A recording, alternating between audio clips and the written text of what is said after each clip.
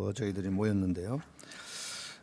충남 과학기술 혁신 포럼 시합 포럼 제 11회 포럼입니다. 그래서 시합 포럼은 매월 1회씩 개최되고 또 시합 포럼에서 중요한 이슈를 가지고 논의를 한 후에 우리 전문가분들의 의견을 수렴을 해서 추가적으로 좀 더 세부적으로 논의가 필요하고 또 연구가 필요하다라고 생각이 되면 또 다음 포럼에서 또 지속적으로 연계를 시켜서 포럼을 진행할 그런 예정입니다. 오늘 그 귀하신 분들이 바쁜 시간에 오셔가지고 발표를 코멘트를 해 주실 텐데요. 우리 김우성 박사님께서 사용 후 리튬 2차 전지 재활용 시장 및 기술 동향 뭐 짧은 시간입니다만은 아주 오늘의 그 내용은 어떻게 보면은 그냥 우리 그 배터리의 단순한 재활용보다는 배터리의 제2의 도시 광산 사업이다. 뭐 이런 정도로 이 배터리 소재를 중심으로 해서 어떻게 하면 재활용할 수 있는 방법이 없는가. 이 부분에 대해서 좀 구체적으로 이렇게 설명을 해주셔서 감사를 드리고요. 오늘 그 우리 전문가 분들로 사실은 이제 우리 패널리스트를 모셨는데요.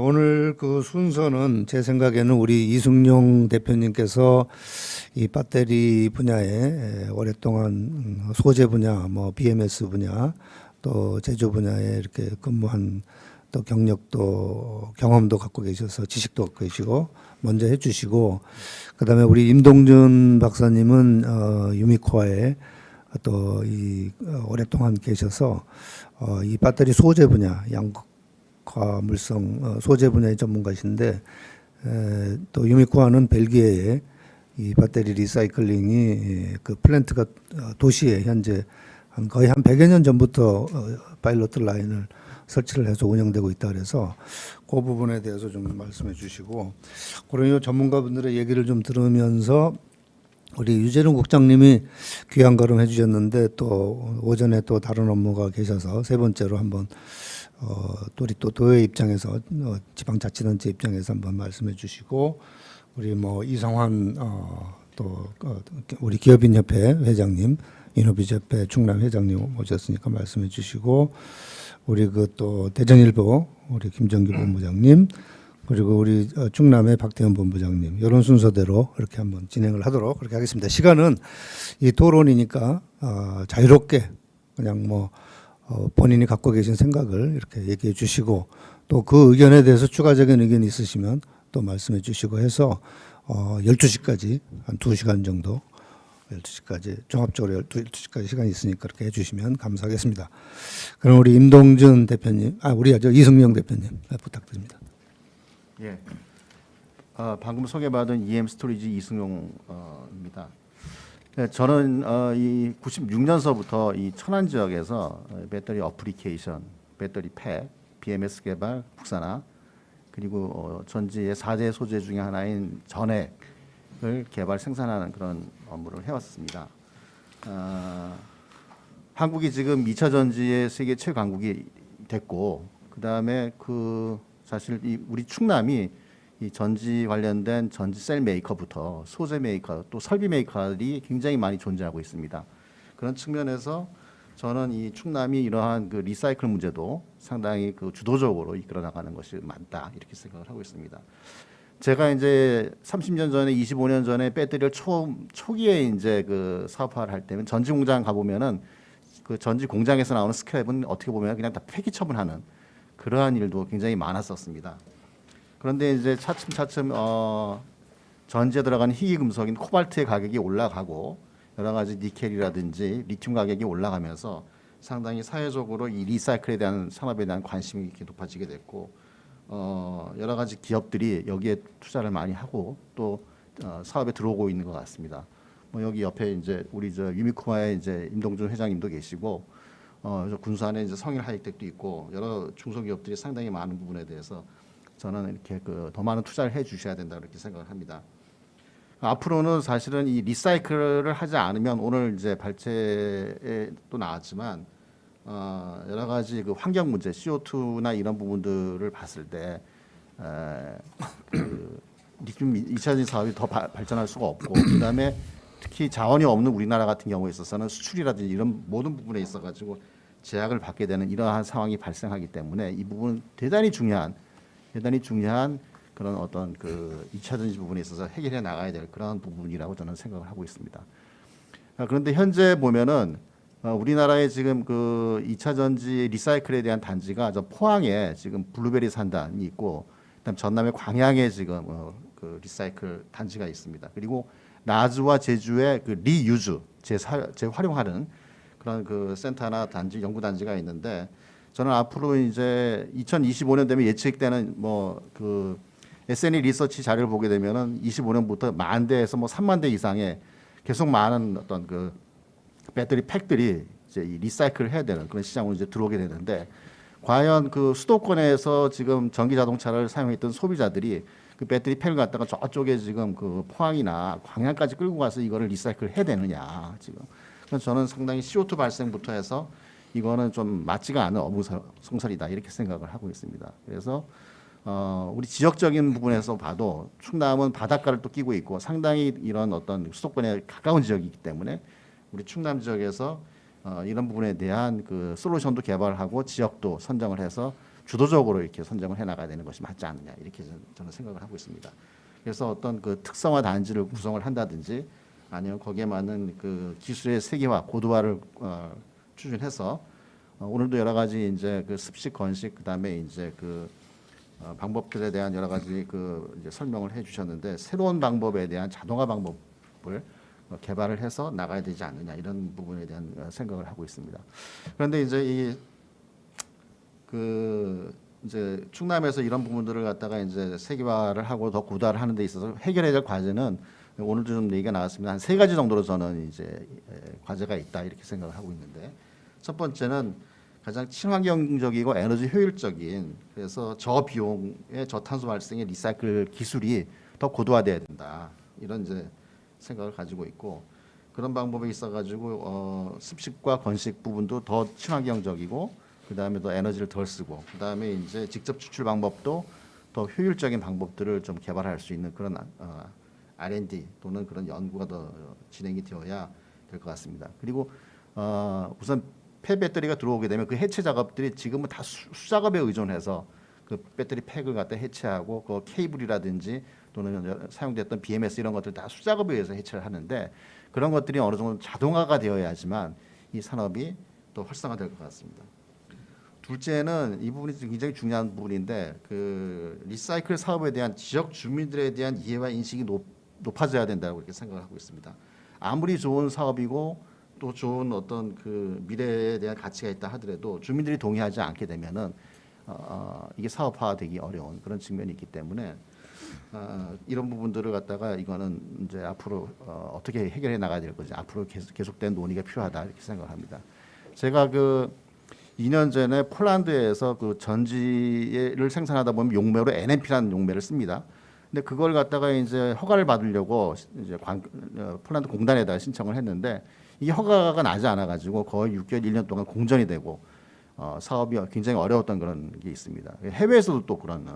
그리고 또 헝가리에 있는 그 NMP, 지금 헝가리에 우리나라의 그 SK하고 그 한국 삼성 SDI 배터리가 나가 있는데, 거기서 나오는 NMP를 제가 활용을 하려고 그거를 이제 좀 헝가리에서 폴란드까지 이송하는 걸 또 검토를 해봤는데, 이것도 EU에서 허가가 지금 안 나가지고 이송을 하지 못했습니다. 그래서 결국에는 그걸 불태워놓은, 그래서 굉장히 그 고가의 돈을 들여가지고 사실은 그걸 증류만 하게 되면은 그걸 다시 재활용할 수가 있는 그런 어떤 굉장히 소중한 그 자원인데, 그런 것들을 이제 소각해서 버려야 되는 그런 이제 일도 있었습니다. 그래서 그런 부분들을 이제 그 허가받는 부분에 대해서는 주민들에 대한 동의가 굉장히 상당히 중요하다.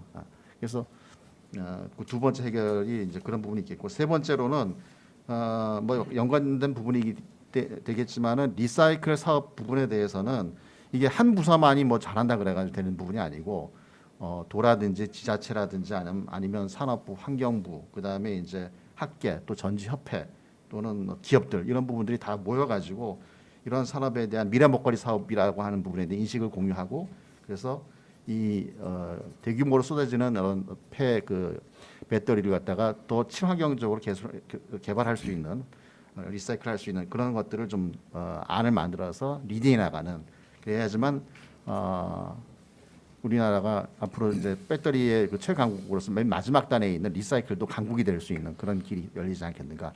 그래서 그런 부분들에 대한 부분들을 앞으로 충남과학기술원에서 과학기술진흥원에서 좀 이제 공론의 자리를 좀 많이 만들어 주시고 좀 많은 역할을 해 주셨으면 하는 그런 이제 좀 부탁을 드리겠습니다. 감사합니다. 예, 고맙습니다. 기술의 고도와 친환경적이고 또 에너지 에피션트하고 저탄소 개념의 새로운 방법. 아까 우리 김우성 박사님도 이제 말씀하셨는데 그런 새로운 방법의 새로운 공정으로 그다음에 뭐 지역 주민들의 그 동의를 얻어서 산업부, 환경부, 우리 도, 중앙정부 같이 협력해서 기업인들하고 같이 해서 해야 된다. 저는 사실 자동화 쪽으로 완전 자동화 쪽으로 이 공정 프로세스를 진행하는 그런 새로운 방법도 굉장히 좋은 제안이라고 그렇게 생각을 하는데 하여튼 좋은 의견 감사합니다. 우리 좀 보통 분들은 참 이 벼랑간의 소재 쪽으로 들어가니까 이해하기가 좀 어려우실 게 있는데 사실은 배터리는 음극, 양극, 그다음에 그 사이에 전해 액, 그다음에 이제 분리막 이렇게 한 4가지 재료가 있거든요. 그래서 그 중에서 이제 양극 쪽에서 이 에너지 이온을 자꾸 만들어내서 에너지를 보내야 되기 때문에 양극 쪽에 굉장히 중요한 재료가 많이 들어가고 거기에 있는 그 소재에 대한 원가가 굉장히 높고 또 그러한 그 소재에서 그냥 버리면 아까운 그런 소재들이 많기 때문에 그 다시 리사이클링 해가지고 새롭게 이제 활용하자는 그런 얘기거든요. 그래서 그런 개념에서 기술과 뭐 산업과 기업과 환경과 에너지 이게 다 지금 들어가 있기 때문에 그런 얘기를 좀 잘 좀 이렇게 정리해 주셔서 하여튼 감사드립니다. 우리 그 귀하신 우리 임동준 전 회장님이시고 현재는 유미코아의 고문으로 계시는데 이 벨기에의 아주 그 유미코아가 상당한 기술을 저는 가지고 있는 걸로 알고 있고 또 도시에 지금 그 파일럿 플랜트가 설치돼 있지 않습니까? 그런 거와 뭐 같이 좀 겸사겸사 해서 한번 여러 가지 말씀 한번 해주시죠. 네. 유미코아가 벨기에 그 본사가 있고요. 여기 천안에 이제 그 양극재를 생산하는 공장이 있습니다. 유미코아는 이제 리사이클링 관련 사업을 시작한 게 한 130년 정도 된 것 같아요. 그러니까 처음에 이제 납에서 디실버링이라고 그러죠. 그러니까 은을 추출하고 그럴 때 이제 그런 공정들의 이제 리사이클링 관련 그런 게 이제 시작됐고 그렇게 해서 이제 현재 그 도시광산이라고 그러는 그러니까 우리가 쓰는 휴대폰이나 컴퓨터라든지 그런 PCB 보드 그런 데서 이제 유가금속을 추출하는 그런 거 포함하고 그다음에 자동차 배기가스 정화 촉매 거기에 이제 백금속 그런 귀금속이 있기 때문에 그런 것들을 이제 리사이클링하는 그 사업을 영위하고 있는데 그 처리하는 기준으로 보면 하루에 그러니까 1년에 5만 톤 정도 규모를 처리를 합니다. 그러니까 굉장히 큰 규모죠. 그렇게 해서 이제 쉽게 말하면 금은동 또는 백금, 팔라디움 그런 여러 가지 20가지 이상의 그런 메탈을 회수를 하고 있고 거기에 더해서 이제 배터리 쪽 리사이클링에 대한 그 수요가 있다고 그 판단을 하고 한 10몇 년 전부터 이제 그런 그 기술을 개발하고 현재 이제 저기도 아까 발표에도 나왔지만 1년에 한 7,000톤 정도의 그런 배터리를 처리할 수 있는 그런 이제 인더스트리얼 파일럿이라고 그러는데 그걸 현재 그 벨기에 그 기존에 있는 리사이클링 공장 안에 같이 이제 운영을 하고 있습니다. 그래서 그렇게 통해서 이제 현재 배터리 리사이클링을 하고 있고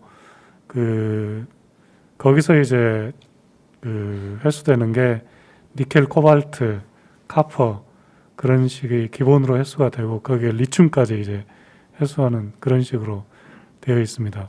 그래서 그런 굉장히 좀 그 리사이클링에 좀 일찍부터 관심을 가졌는데 그렇게 관심을 갖고 있는 이유가 이제 기본적인 그 사업 모델이라고 할 수 있는 게 그 클로즈드 룹이라고, 그러니까 기본적으로 유미카가 고객에게 제공하는 모든 제품을 그 사용이 끝났을 때 그걸 다시 회수해서 이 재순환시키는 그걸 그 사업 모델로 가지고 있습니다. 그러니까 기본적으로 그 생산하는 저기 배기가스 정화 촉매도 회수를 하고 또 양극재를 생산하고 있는데 양극재에 들어가는 니켈, 코발트, 망간, 리튬 또는 그런 것들을 다시 회수하는 것도 똑같은 그런 사업 모델의 하나로 그렇게 생각을 하고 있습니다. 그러니까 그렇게 어떤 기본적인 그런 어떤 사업에 대한 철학, 그게 또 결국은 사회에 대한 그런 공헌이니까 그런 식의 그 개념이 상당히 잘 갖춰진 회사고요. 그래서 이제 그런데 이제 기본적으로 그 우리가 리사이클링을 생각하게 되면 사업적인 타당성만 가지고는 잘 설명이 안 될 때가 많습니다. 그렇기 때문에 이제 리사이클링에는 어떤 규제가 들어가게 되고, 그래서 그 규제가 플러스가 돼야 이제 사업에 대한 타당성이 그 나오는 그런 경우가 많습니다. 그래서 그 리사이클링을 생각할 때는 어떤 리사이클링 단독 공정만 가지고 어떤 사업을 해야 되겠다, 그렇게 봤을 때는 그 상당히 좀 판단하기가 어렵습니다. 왜? 이 원재료 가격이 계속 변하기 때문에 그 아무리 사업에 대한 타당성 검토를 했어도 원재료 가격이 변해버리면 그 리사이클링에서 뽑아내는 그 원재료의 시장이 그 저기 안 맞기 때문에, 예를 들어 아까 이제 김은성 박사님께서 보여주셨지만 배터리 팩 하나에 현재 그 회수했을 때 그 유가금속이 100만 원 정도라고 그랬잖아요. 근데 그게 불과 자료에 나온 건 한 1, 2년 정도 가격인데 현재 가격으로 따지면 아까도 말씀하셨지만 벌써 2배가 넘는다는 거예요. 200만 원. 그러니까 그 정도로 왔다 갔다 하기 때문에 그것만 가지고는 그 안 되고, 그 제가 이제 그 그동안 쭉 그 이쪽 분야에 있으면서 경험한 걸 토대로 보면은, 그러니까 그 첫째는 이제 우리나라는 그 보존 자원이 없기 때문에 실제 이제 우리가 수입해서 한국에서 생산되고 그 다음에 사용이 끝난 그런 자동차용 배터리나 ESS 배터리는 우리의 자원입니다. 거기에 니켈 있고 코발트 있고 리튬 있고 구리 있고 또 다른 여러 가지 알루미늄, 망간 그런 게 있기 때문에 그게 이제 우리의 부존 자원이 되고 그 부존 자원이 계속 현재는 쌓이고 있는 거예요. 그러니까 앞으로 2030년에 뭐 6만 7천 대 그 정도 이제 그 자동차에서 이제 폐배터리가 나온다고 봤을 때, 그렇게 보면 거기서 나오는 그 리튬과 코발트 그런 게, 리튬이 한 제가 간략히 계산해 보니까 2,500톤, 코발트가 한 500~600톤 되더라고요. 1년에.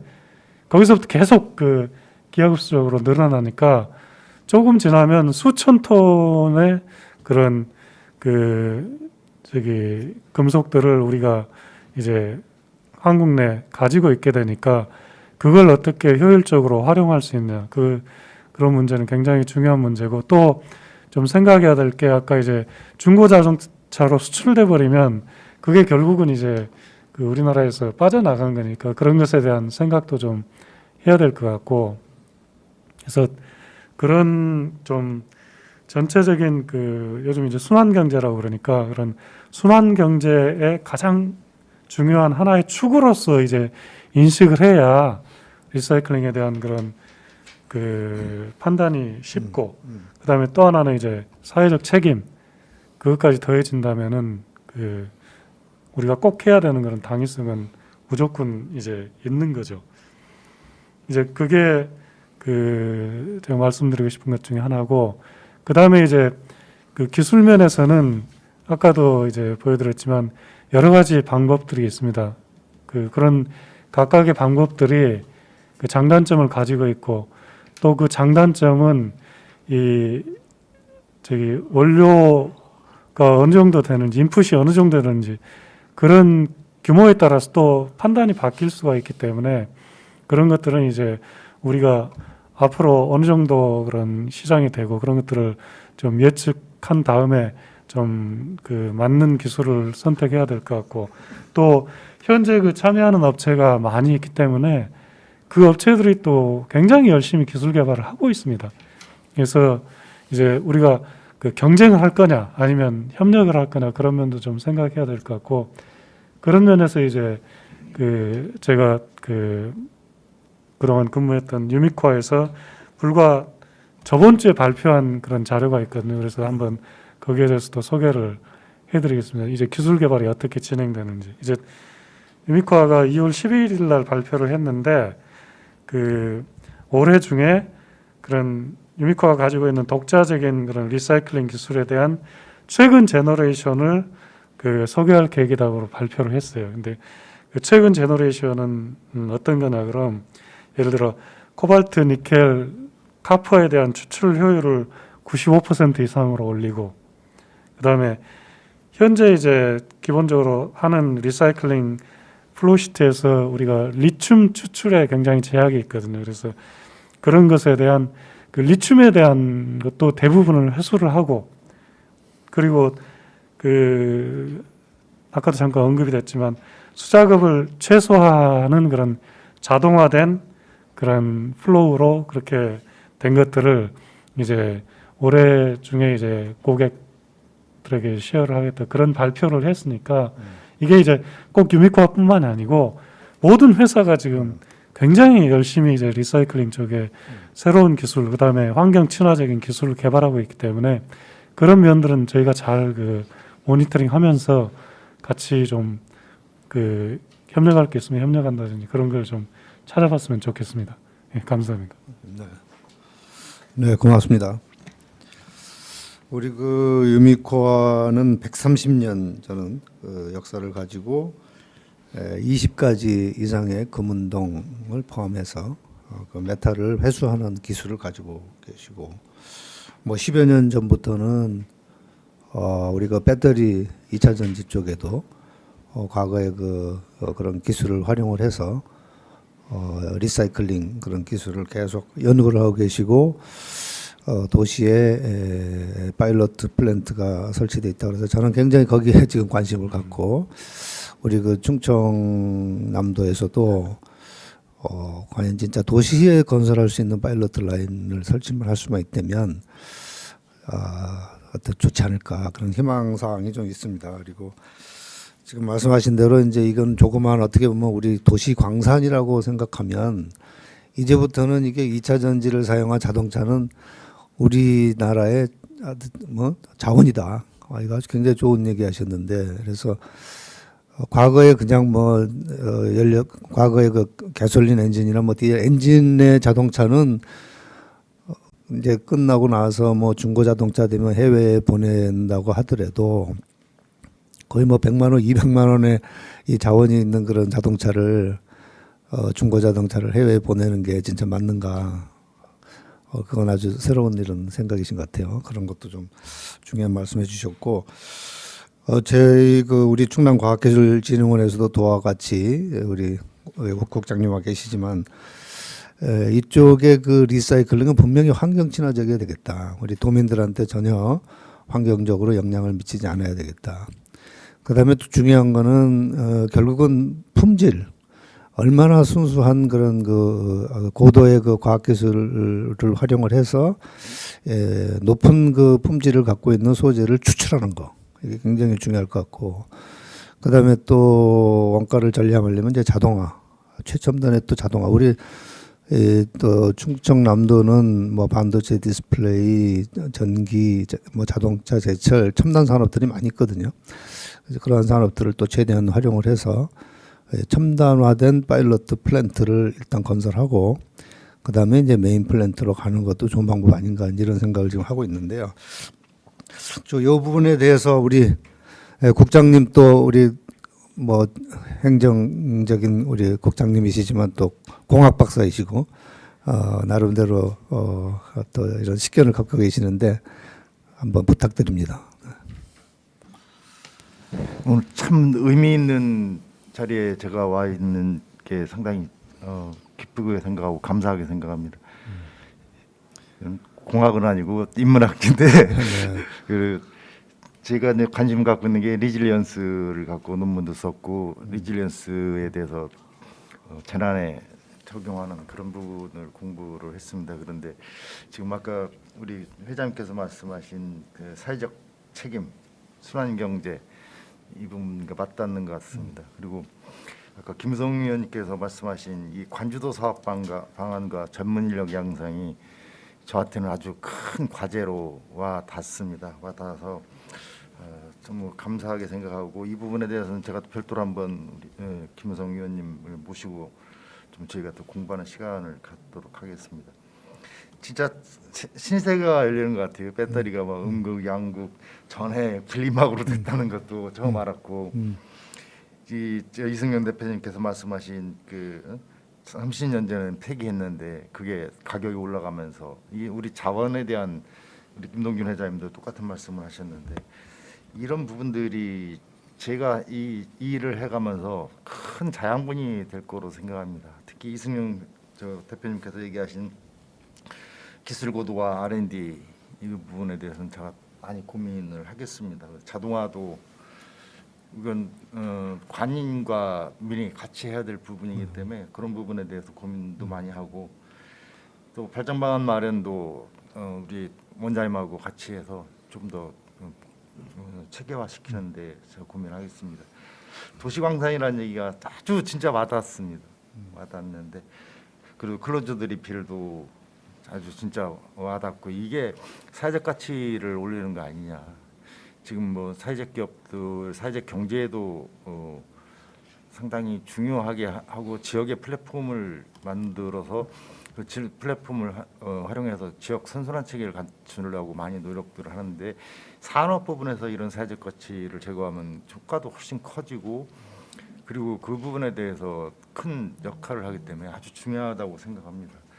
그리고 이 본질적으로 저희들이 생각할 때 왜 이런 걸 해야 되는지를 한 말씀을 해주신 게 원재료 가격 변동이 크기 때문에 단독 공정은 안 된다는 그 말씀도 상당히 중요하게 생각합니다.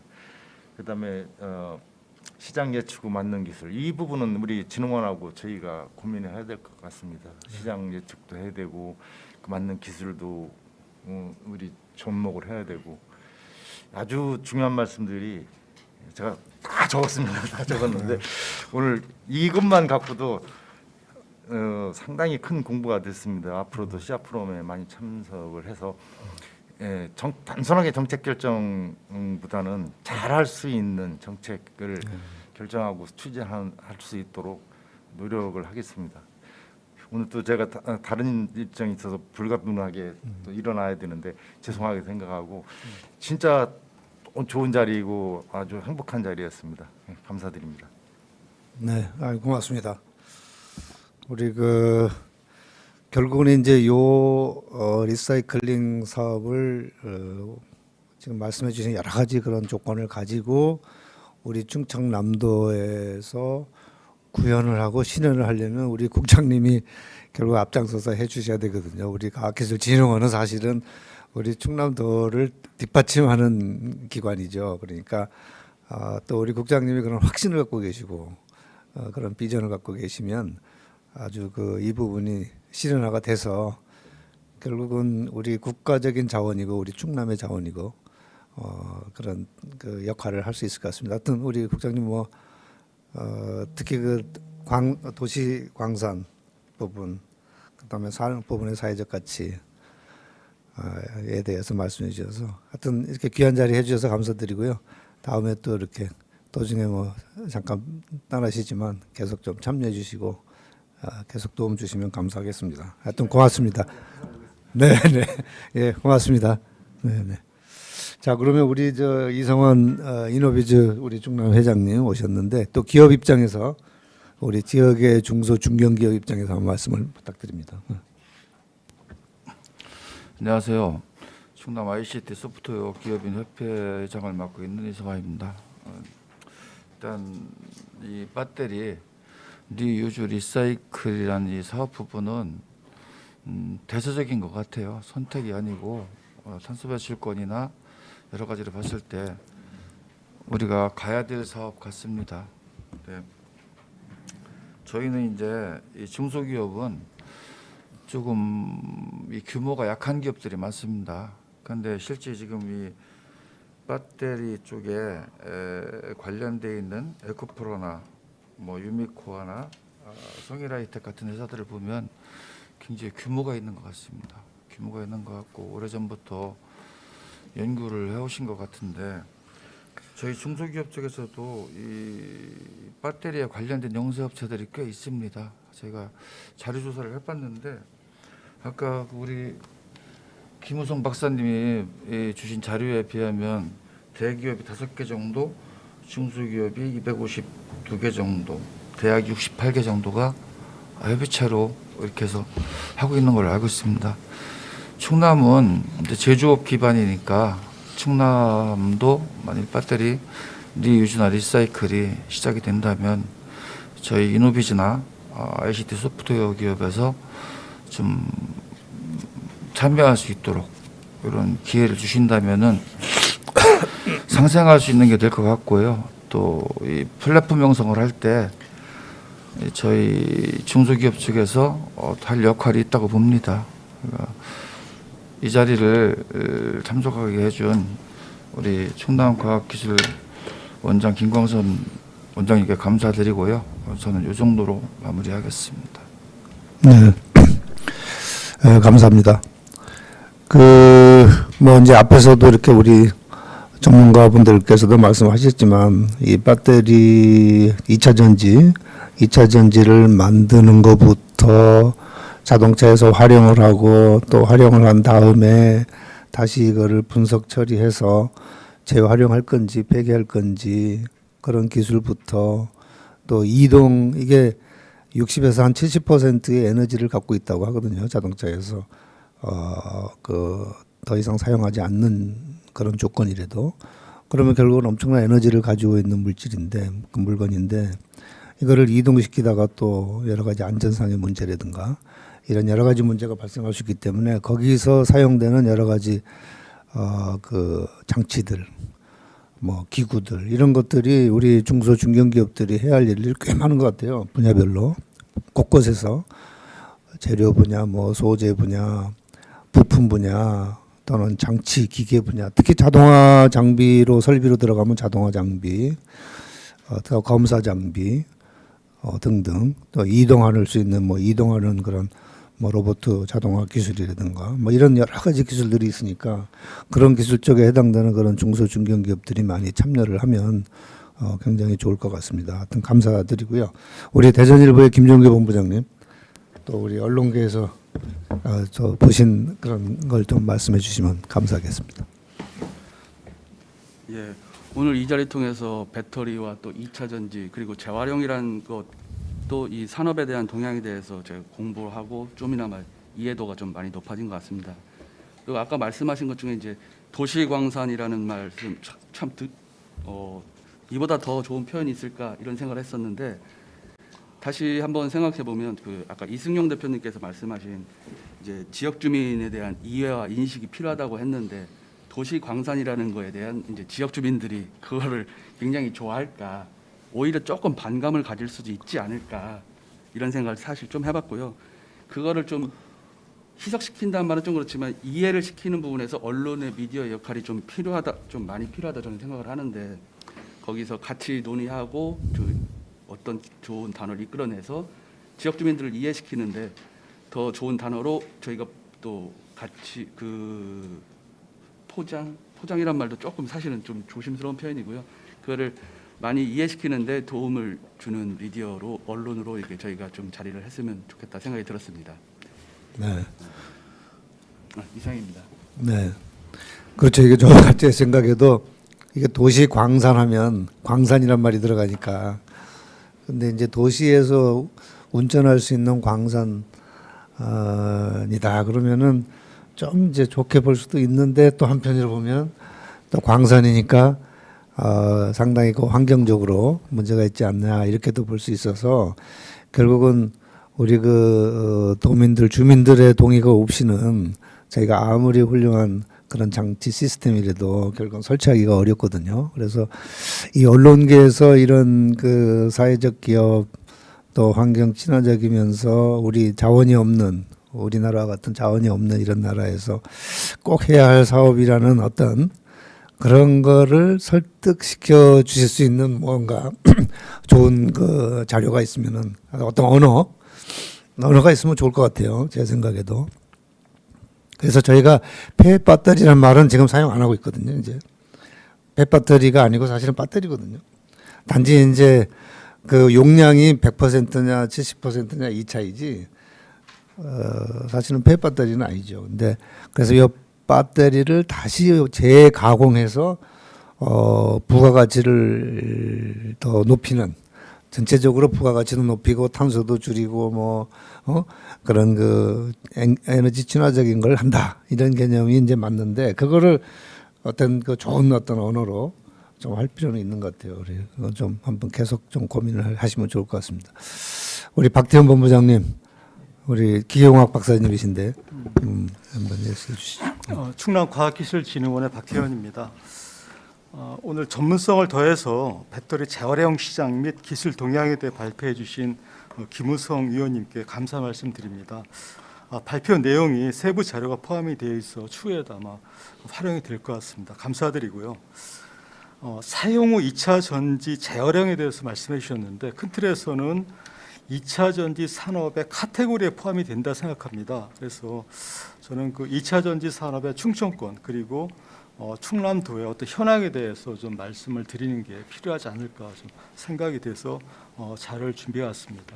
그래서 제가 말씀을 드리는 순서는 생산 현황, 수출 현황, 사업 참여 종사자 수, 연구 기관, 실증 기관 현황으로 충청권 및 충남도 현황에 대해서 좀 말씀을 드리겠습니다. 먼저 생산 현황입니다. 잘 아시겠지만 충청권이 그 대한민국 2차 전지 핵심 기지고요. 배터리 빅3가 다 있습니다. 그래서 충청권 2차 전지 산업은 2019년 기준으로서 약 15.7조 원으로 우리나라 전체 생산의 70.5%를 차지하고 있습니다. 대부분을 차지하고 있고요. 그래서 충북과 충남의 생산액은 각각 10.7조, 전국의 48%, 충북이, 충남이 5.0조, 22.5%로 전국 1, 2위를 차지하고 있습니다. 다음이 울산으로 1.9조, 8.3% 있고요.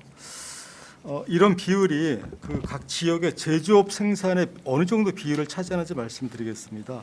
먼저 충남에서 그 제조업 생산 비중입니다. 명목 생산 비중인데 2019년 기준에서 2차 전지가 충남은 디스플레이가 21.5%, 반도체가 7.3%, 화학이 11.3%, 자동차가 10.9%, 다음에 2차 전지 5위를 차지하고 있습니다. 그래서 충남 자체 산업에서도 상당히 큰 비중을 차지하고 있고요.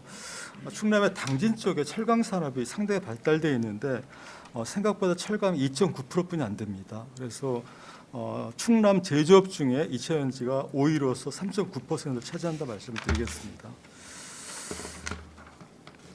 다음에 수출 현황에 대해서 말씀을 드리겠습니다. 수출은 좀 이 통계 자료 차이가 있는데요. 2020년 기준입니다.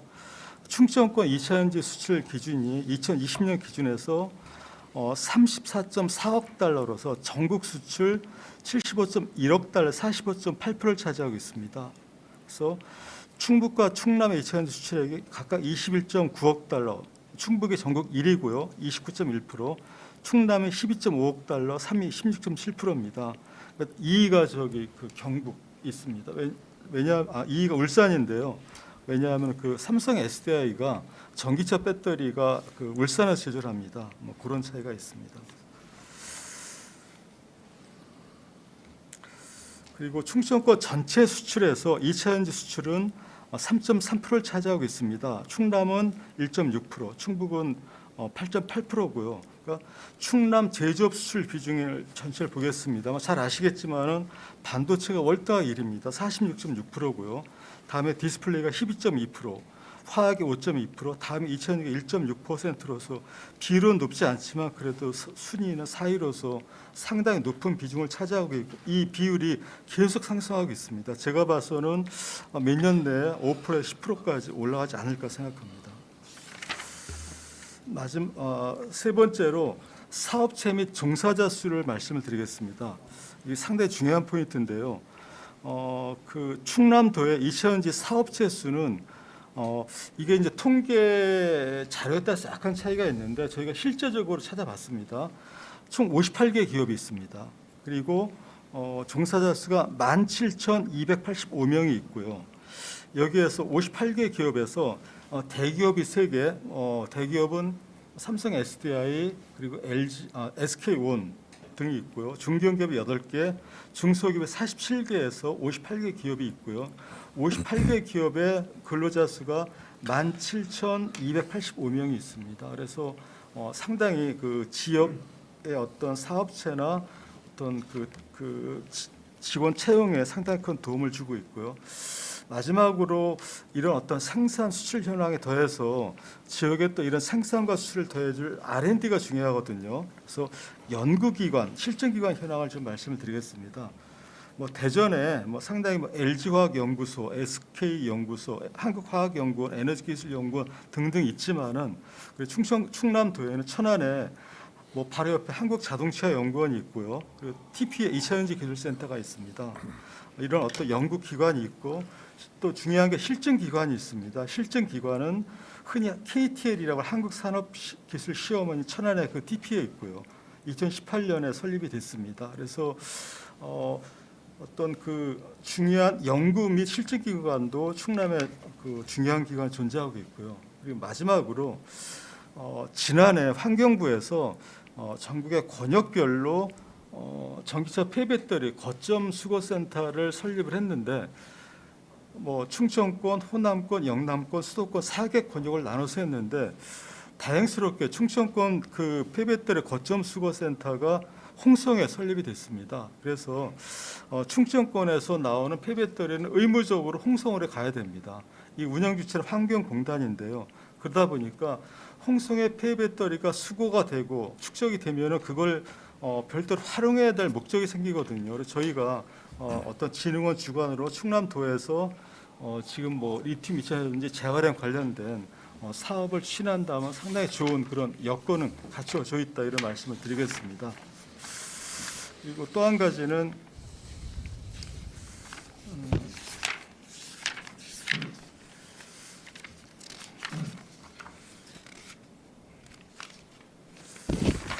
아까 김우성 대표님도 발표하시면서 좀 언급을 하셨는데요. 지금 저희가 리사이클링을 재활용을 얘기하지만은 리유즈도 복합적으로 말씀을 드리면은 국내 그 사업 추진 현황을 좀 정리해서 말씀을 드리겠습니다. 그런데 공교롭게도 이 국내 리유즈나 리사이클링은 대부분 남부지방 위주로 추진이 되고 있습니다. 가장 먼저 낸 게 제주도입니다. 제주시에서 그러니까 제주 TP 주관으로 EV 폐배터리 재사용 센터를 올해까지 하고 있고요. 올해 종료가 됩니다. 두 번째는 나주에서 아마 김우성 대표님이 그거를 관여하셨을 텐데요. 사용 후 배터리 리사이클링 산업화 기반 구축 사업이 2024년까지 추진이 되고 있고 이거는 제가 알기로는 리유즈 기반으로 알고 있습니다. 그리고 또 저희가 지금 재활용을 타깃으로 하고 있는데 재활용 타깃으로 하는 데가 유사한 데가 포항입니다. 포항에서는 차세대 배터리 리사이클링 규제 특구를 해서 상당히 좀 그 리사이클 쪽에서는 많이 앞서간다. 또 많은 기업들이 투자를 하고 있습니다. 그래서 규제 특구는 중기부 사업인데 중기부에서 많은 사업을 하면서도 규제 특구를 지정하는데 그 중에서 성공적으로 추진되고 있는 사업이라고 중기부 내에서 평가를 받고 있고요. 또 최근에 울산시에서 전기차 사용 배터리 재사용 산업 육성 위한 기반 구축 사업 이거는 리유즈 기반이고요. 그래서 전국에 총 4개 사업이 추진되고 있는데 그중 하나는 리사이클링, 세 개는 리유즈 기반이고요. 그래서 저희가 벤치마킹 할 수 있는 거는 포항에 하는 귀재자유 특구 사업으로 벤치마킹이 됩니다. 이게 되게 중요한 포인트라고 말씀을 드리는 게 아까 김우성 위원이 말씀하신 게 문제점 중에서 238 코드, 폐기물 처리 코드를 말씀하셨는데요. 진짜 이게 그 승인받기 어렵고 민원이 많이 발생하는 그런 아이템이거든요. 그래서 포항에서는 이걸 해결하기 위해서 중기부에 귀재자유 특구를 신청해서 이런 어떤 그 법적인 문제를 해결해서 상당히 사업이 활성화되고 있습니다. 그래서 저희 충남에서도 재활용 시장, 즉 리사이클링 사업을 추진하기 위해서는 쉽게 접근할 수 있는 게 중기부의 귀재자유 특구로 신청을 해야 되는데, 근데 문제는 이 귀재자유 특구가 중기부에서 그러니까 유사한 사업은 한 군데만 지정해 준다는 그런 어떤 지침이 있습니다. 그래서 저희가 국장님 지금 가셨는데요. 여기 이제 과장님 또 계시니까 그 충남도와 같이 해서 제가 봐서는 배터리 리사이클링 사업을 어렵지 않게 추진하기 위해서는 기반구축 사업 좋지만은 포항에서 하고 있는 귀재자유 특구로 접근하는 게 저희가 빨리 할 수 있고 쉽게 접근할 수 있는 방하지 않을까 이렇게 생각이 듭니다. 예, 이상 마치겠습니다. 예. 포항에서 어떤 규제나 마스크 때문에 잘 못 들어서. 예. 포항의 명칭이 차세대 배터리 리사이클링 귀재자유 특구입니다. 그래서 포항에서 하는 거는 리유즈, 리사이클링 같이 하고 있습니다. 핵심은 리사이클링이고요. 왜냐하면 리사이클링 어려운 거거든요. 리유즈랑 간단한 거고요. 그래서 1세부, 2세부, 3세부 이렇게 사업이 나눠서 진행이 되는데 핵심이 리사이클링 쪽입니다. 예. 거기에 성일하이텍도 지금 참여하고 있고요. 우리 저기 규제자유 특구 그 예, 그렇습니다. 산단이라는 예, 말씀이시죠? 그렇습니다. 네. 예. 우리 충남의 과장님 여기 에너지 과장님 와 계시네요. 여기 이쪽으로 오시죠. 이쪽으로. 이제 오시죠. 이제 오셔가지고 같이 좀 우리 마침 국장님 가셨으니까 제가 오신 거를 제가 몰랐네요. 우리 충남의 에너지 과장님이신데.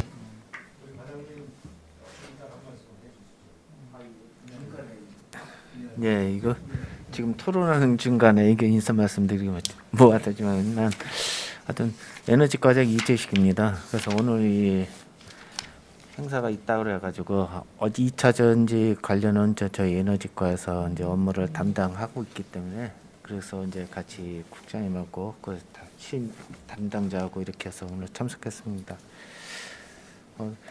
제가 이렇게 듣다 보니까 지금 저 화면에도 나와 있지만 그 문제점에 대해서 아까 금방 규제자의 특구 지정 관계도 참 좋은 의견이고, 근데 2차 전지 리사이클, 리유즈 이렇게 해도 저희가 좀 이렇게 보면은 아까도 여기서 거론됐지만은 원재료 확보하는 게 어렵거든요. 지금 전기 자동차라든가 이것이 한 10년 전에서부터 이제 조금 이제 보급이 전기차가 이제 활성화가 됐거든요. 이제 보급이 이제 이렇게 됐는데 이게 한 10년 이제 이상 돼야지 이게 이제 수명이 어느 정도 전기차로 용도로서 10년이 지나야지 이제 떨어지는데 기능이. 그런데 이게 지금 확보해가지고 무슨 연구를 하든 R&D 사업을 하든 하려고 그러면 배터리 구하는 게 어렵다고 또 이렇게 말씀하시더라고요. 그래서 이런 사업도 참 좋고 그다음에 R&D를 하든 무슨 사업을 하든 간에 일단 이 원자재 구입하는 것이 좀 어렵고, 그런데 아까 말씀하셨지만 또 해외 또 수출하다 보니까 그나마 또 확보하기 어려운 데다가 이게 또 해외로 나가니까 더 어려운 거 아닌가. 그래서 참 가장 문제는 원재료 확보하는 것이 이게 급선무 아닌가 이렇게 한번 또 이렇게 생각이 됩니다. 오늘 이렇게 말씀해 주신 거에 대해서 참 저희도 공감하는 부분도 있고 또는 저희가 미처 생각하지 못한 부분도 있고 그래가지고 하여튼 유익하게 저희도 되게 생각하고 있습니다. 네.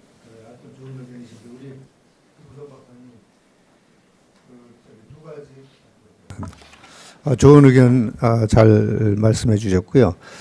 두 가지 의견 하나 있잖아요. 규제 자유 특구 지정 문제 중소벤처기업부에서 하고 있는데 저게 우리나라에서 꼭 하나만 해야 되는 건지, 뭐 아니면은 2개, 3개는 예외적으로, 또는 아니면 저게 뭐 잘못돼 있으면 법이 됐든 규정이 됐든 고치더라도 또 고칠 수 있는 방법은 없는지, 그거 하나 하고, 지금 우리 이제 과장님 말씀하신 대로 원료 수급 문제, 제가 알기로는 그 하이브리드 자동차 같은 경우에도 지금 5년 정도 지나면 이제 나오기 시작하는데 일반 사람들이 그냥 엔진으로 그냥 쓴대요. 배터리는 그냥 안 써버리고. 그래서 아직 안 나오고 있고, 현재 또 전기 자동차도 아직까지는 활성화는 안 돼 있고, 그러나 이제 급속하게 뭐 아마 이제 향후에 나올 그런 아까 수요 예측이 있었는데 그 부분 중심으로 한번 어떻게 김우선 박사님 한번 의견 있으십니까? 예, 방금 과장님 말씀하신 일단 두 번째 말씀 주신 게 있는데요. 원료 수급 문제가 제일 문제이긴 합니다. 지금 여러 기업들이 많은 기업들이 참여를 하고 있는데 원료 수급이 제일 문제가 되거든요. 대부분은 이제 기존 이런 원료를 배출하는 기업들하고 라이센스를 체결해서 보통 많이 하고 있고요. 그런데 전체적인 시장 자체가 커지기 때문에 향후 2025년에 30년 정도 되면은 일단은 원료는 문제가 안 될 거라 보고 있습니다. 이제 제가 문제로 제기하는 것들은 국내에서 나오는 이 원료를 매칭해가지고 가져오는 건 큰 문제가 안 되는데, 이게 아까 말씀드린 대로 자동차가 수출되거나 주로 발생되는 게 해외 기업에서, 그러니까 해외 LG든 SK온이든 주로 해외에 공장이 있는데 거기에서 나오는 스크랩들도 있지 않습니까? 그러니까 저희가 생각하는 자동차에서 나오는 배터리뿐만 아니고 거기에서 나오는 블랙매스나 블랙 파우더들도 사용을 해야 되는데 그거를 쉽게 가져올 수 있느냐. 대표적인 게 중국에서 지금 블랙매스나 블랙 파우더는 수출 못하게 지금 제한을 하고 있거든요. 이제 그런 것들이 해외에서도 발생할 것이다라고 생각을 하고 있고요. 이제 거기에 맞춰서 저희도 그런 부분들을 고민을 해야 되는 거죠. 국내에서 나가는 것도 고민을 해야 되고. 이제 그런 문제들이 있지만은 제가 봐서는 뭐 이 산업을 진행하는 데는 크게 문제가 없을 것 같고요. 또 하나는 아까 말씀 주신 것 중에서 아직은 이제 배터리가 많지는 않다고 하셨는데 저희가 R&D를 하거나 뭐 예를 들면 어떤 실증을 하거나 하는 데는 배터리가 부족하진 않습니다. 근데 문제가 어디가 있냐면은 배터리는 많이 있는데 그걸 이동하기가 좀 어려워요. 규제가 많습니다.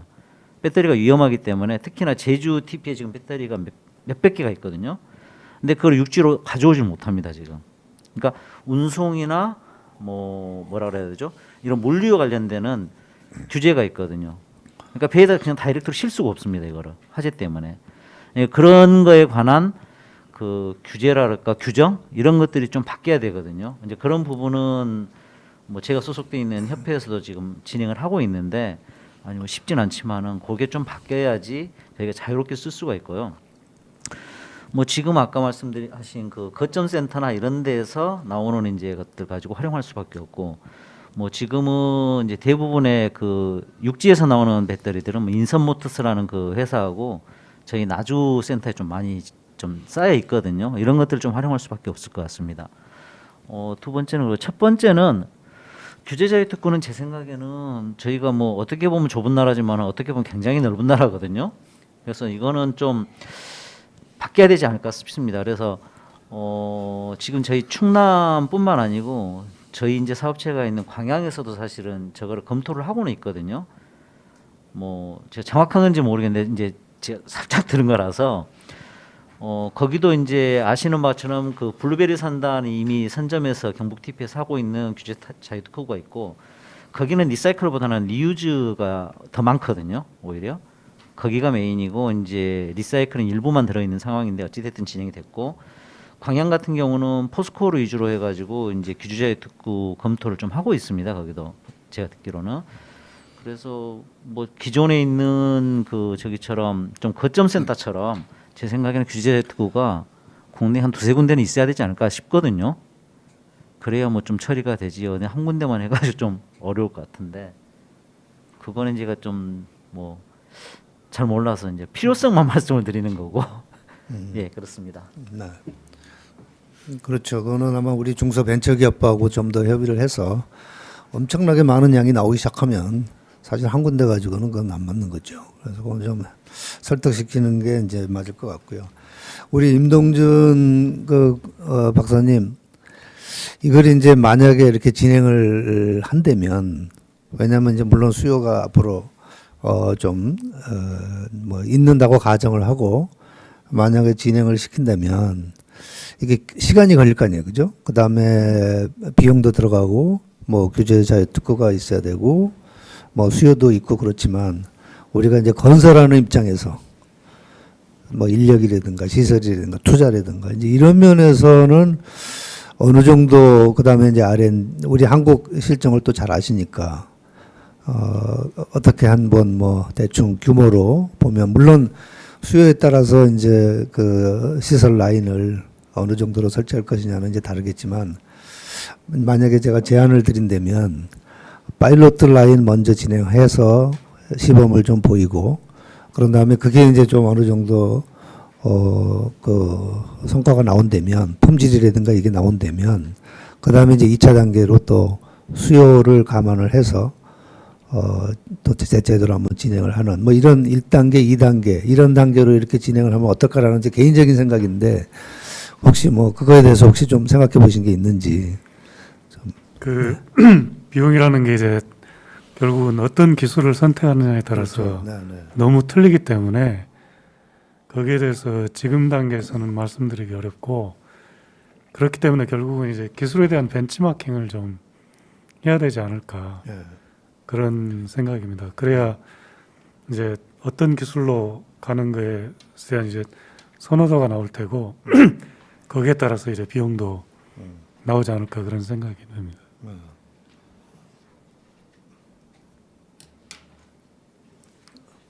우리 저 이승용 대표님은 실제 공장도 건설하시고 그런 경험이 있으시잖아요, 그죠? 예. 예. 어떻습니까? 뭐 이 부분은 뭐 이제 진짜 새로운 분야니까 그렇지만 뭐 기본적으로 이제 어떤 지역이나 지금 이제 규제 자유 특구 말씀을 하셨으니까 지금 사실은 이제 뭐 포항의 블루베리 산단이 수도권에서 400km 이상 떨어져 있단 말이죠. 광양도 마찬가지고. 거점 센터는 또 홍성이나 이렇게 몇 개 지역을 해놨기 때문에 수도권에서 주로 이제 그 사용 후 배터리가 발생하지 않겠습니까?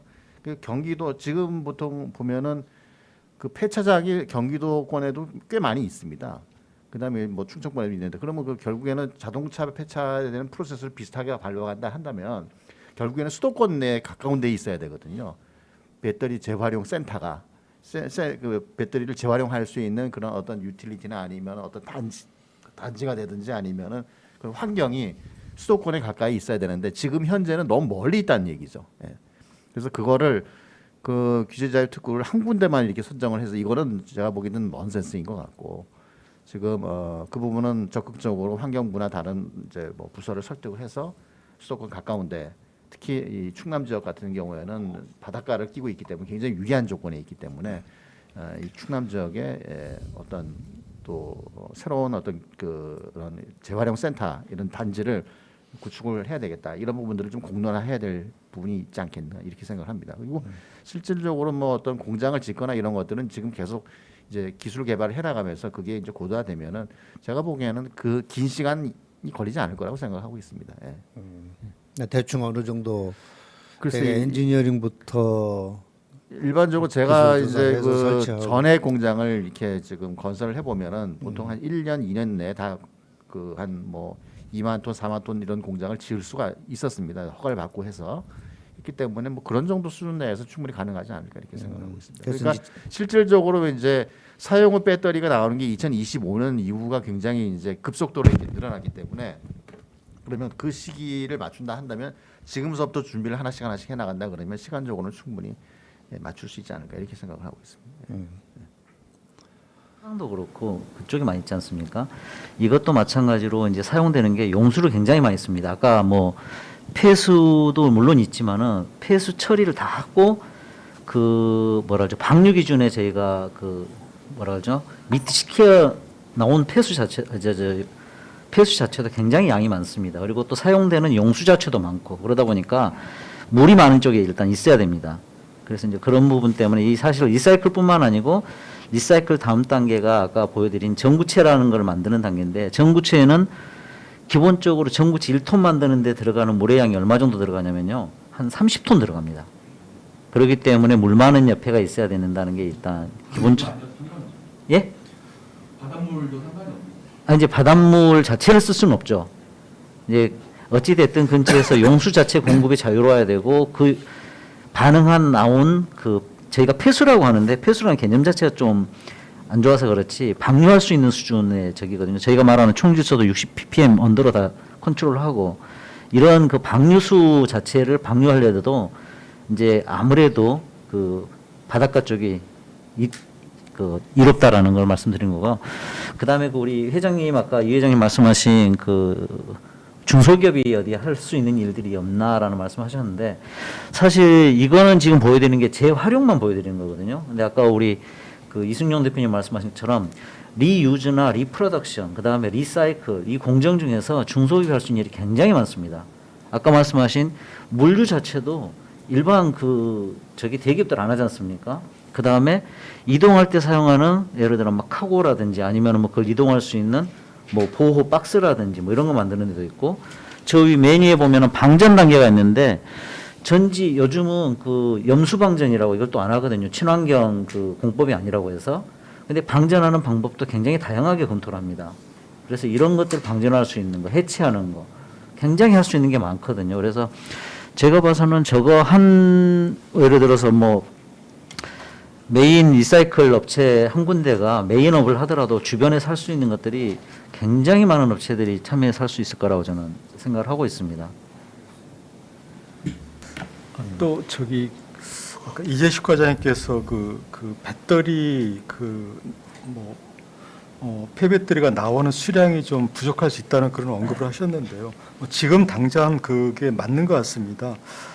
제가 갖고 있는 자료 SNE 리서치에서 발표한 자료를 보면은 2020년 기준으로 275대입니다. 아주 적죠. 근데 내년도에 2023년 기준으로 약 6,000대입니다. 엄청나게 늘어납니다. 근데 2년 지나서 2025년도가 되면은 자그마치 31,696대고요. 그리고 2030년대 가면 10만 대로 늘어납니다. 그래서 제가 봐서는 2, 3년만 지나면 폐배터리 나오는 거에 대한 처리가 사회 문제로 좀 크게 대두되지 않을까 생각이 되고요.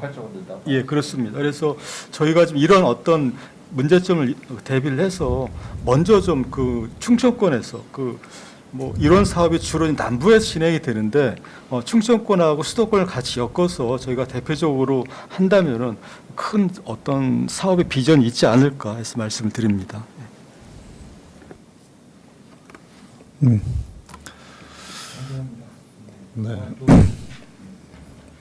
네. 뭐 기술적인 문제, 뭐 지역적인 문제, 그다음에 규제 문제, 환경적인 문제, 전반적으로 큰 것들은 좀 얘기가 좀 된 것 같아요, 그죠? 되고 특히 이제 우리가 걱정하는 그런 주민들에 대한 어떤 인식 문제 이런 것도 이제 나와 있고, 그다음에 특히 중소중개기업의 참여 문제. 그런 것도 또 가능성이 있고, 그래서 하여튼 미래 산업으로 아주 굉장히 중요한 그런 산업이니까 앞으로 지속적으로 우리 충남과학기술진흥원하고 또 우리 충남도에서도 굉장히 관심이 많이 갖고 계셔서 이렇게 국장님도 참여하시고 또 과장님도 참석해 주셨고 우리 또 담당관님도 이렇게 참석해 주셔서 같이 잘 협력해서 어쨌든 뭐 미래를 대비하는 거는 빨리 준비할수록 더 확실한 준비를 할 수 있는 거 아닌가 그런 생각이 듭니다. 그래서 준비를 좀 철저히 하고 이 부분에 대해서는 또 다음번에는 좀 아마 기술적인 벤치마킹이나 또 기타 규제 자유 문제라든가 이런 것들이 좀 더 나오면 한번 추가적인 또 그런 포럼을 갖도록 그렇게 하겠습니다. 시간이 좀 그럼 지나서 마무리하도록 그렇게 하겠습니다. 제11회 우리 충남과학기술 혁신 포럼 시합 포럼을 그럼 마치도록 그렇게 하겠습니다. 모두 수고하셨고 감사합니다.